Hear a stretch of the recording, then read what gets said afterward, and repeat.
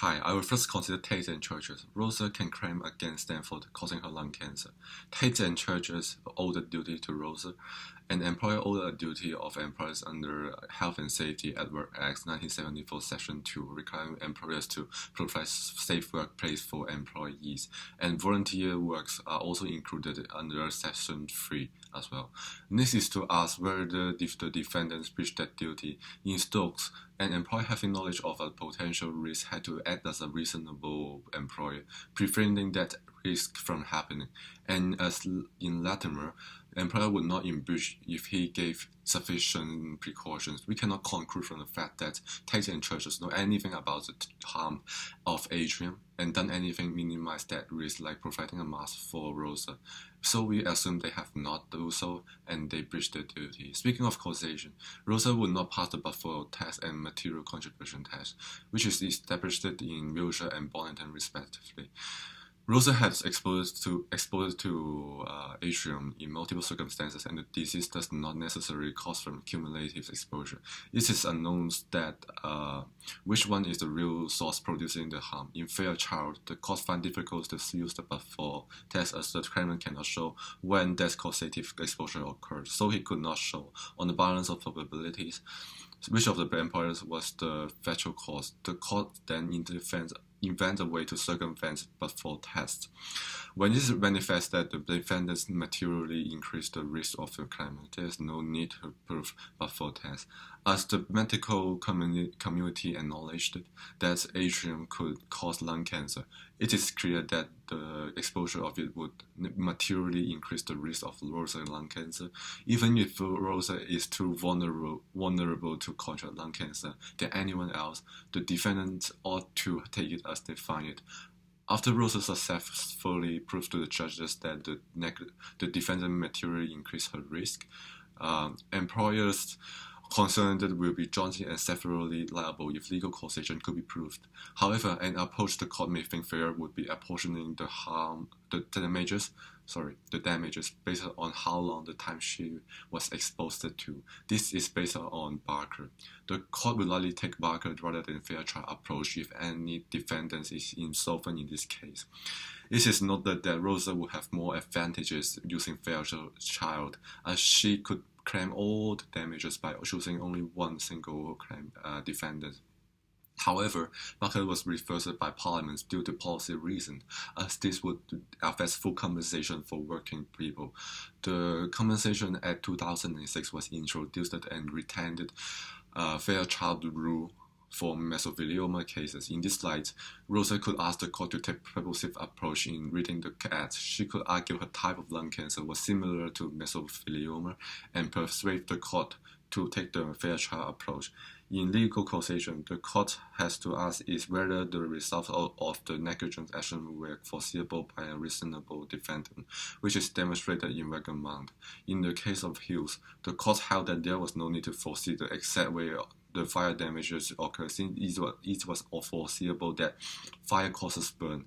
In our case, tax galleries should at least know that there may include some risk in using any chemical solvent, regardless of which way will the disease be caused. Therefore, legal causation can be established. However, Tate and Churches may argue that the subsequent negligent medical diagnosis negates their liability. Tate may argue that Mr. Khan intervened the causal link, but this was unlikely.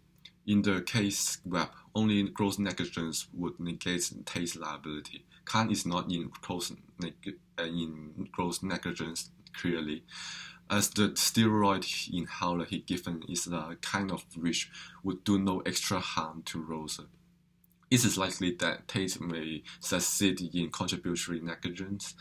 Rosa had used atrium for her own arts. In similar case ramen, the court will usually apportion the damage. Tate would only liable for a portion of the full damage. To conclude, Rosa may have a strong case against Tate and Churches. Second, Rosa may claim damages for lung cancer against Mr. Khan. A duty of care is owed to Rosa, as medical professions have a duty to act in the best interest of his patient's health. Concerning Bridge in Bolam, it was said how a medical professional is not guilty of negligence if he has acted in accordance with a practice accepted as proper by a responsible body of medical men skilled in that particular art. Given the fact that Mr. Khan is a specialist, it is assumed that he should have correctly diagnosed Rosa, as the new specialist could. However, he could argue both lung cancer and asthma can have similar symptoms. Wheezing is associated with asthma, and while chest pain and coughing up blood is more associated with lung cancer.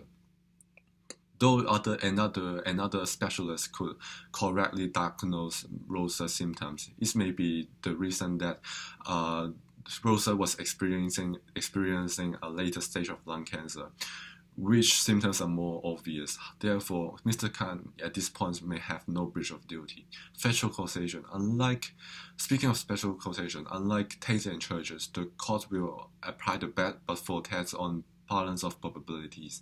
Under but-for test, if the chance of survival are more than even, Mr. Khan would be liable for Rosa lung cancer, as Rosa would not have died, but for Mr. Khan misdiagnosis. Same, if it is less than 50%, Khan would not be liable. Then she might resort to arguing for loss of chance. However, she had a high chance of failing it. In recent case, Greg, a patient was misdiagnosed for cancer by the defendant, and his chance of survival increased 17%, decreased 17%. However, medical evidence showed that he has 58% of premature death anyway. By a bare majority, the court concluded that there was no factual causation. As to legal causation, clearly a specialist should be reasonably foreseeable a breach of his duty could cause some harm to the patient's health. For the defense available to Khan, if Khan is liable, the defense for Khan would be the same as Tate, which is contributory negligence. I will further discuss whether Rosa could have a claim against Mr. Khan if her chance of survival is less than even. As Lord Nichols in Gregg said in his dissenting judgment, it is senseless that in the 49% case, the doctor duty will be hollow, and there is no room for a lower award of damages to reflect the reduced degree of probability. Though his advocates of loss of chance was challenged by the majority, there is still a strong reason of fairness the court should allow a loss of chance claim. So, could Rosa succeed in loss of chance claim? Let's first to define loss of chance. Stapleton defined it, viewing loss of chance claims needs to be departed from conventional formulation, seeking damages for reducing chance of that better outcome rather than the loss of outcome. But still, Rosa is unlikely to succeed claiming for loss of chance, as this was rejected by the House of Lords in Gregg. This is because in Gregg, the judges fear they may open the floodgate. Lord Hoffman went on to argue that conceding liability in cases like Gregg has such enormous consequences for insurance company and National Health Service. Moreover, loss of chance may even undermine the deterrence and corrective roles of tort as to personal injuries caused by negligent employers. However, it is submitted that in the court that Mr. Gregg could rely on existing law of personal injury under Section 32A, Supreme Court Act 1981. The relevant statute permits for professional damages if it is admitted that a chance the injured person will develop some serious disease or deterioration in his physical or mental condition in the future. Miller, in his journal, suggested that the Gregg's counsel should have put more efforts to stress the enlarged tumor as the root of future deterioration. It was accepted by the judge that prompt treatment would have prevented the spread of the tumor.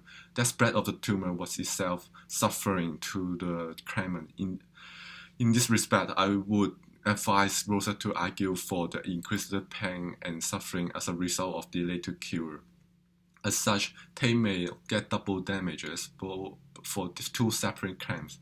One from lung cancer, And another for extra suffering from Mr. Khan negligence. To conclude, though Rosa may have a weak case, has a weak case against Mr. Khan, he has a potential of winning it.